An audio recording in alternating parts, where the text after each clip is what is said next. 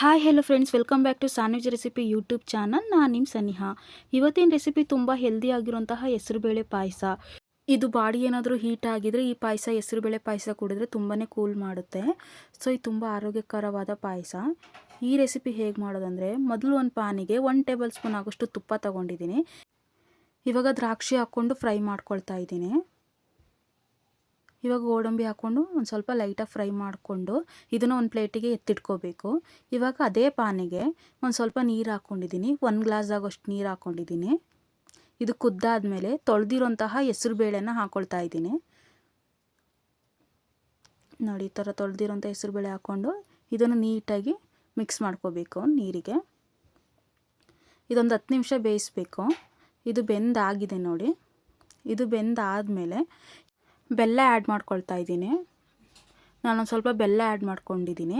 ನಿಮಗೆ ಸ್ವೀಟ್ ಎಷ್ಟು ಬೇಕೋ ಅಷ್ಟು ಆ್ಯಡ್ ಮಾಡ್ಕೊಳ್ಳಿ. ನಾನು ಇಲ್ಲೊಂದು ಸ್ವಲ್ಪ ಆ್ಯಡ್ ಮಾಡ್ಕೊಂಡಿದ್ದೀನಿ. ಇವಾಗ ಫ್ರೈ ಮಾಡಿರೋಂತಹ ಗೋಡಂಬಿ ದ್ರಾಕ್ಷಿನ ಆ್ಯಡ್ ಮಾಡ್ಕೊಳ್ತಾ ಇದ್ದೀನಿ.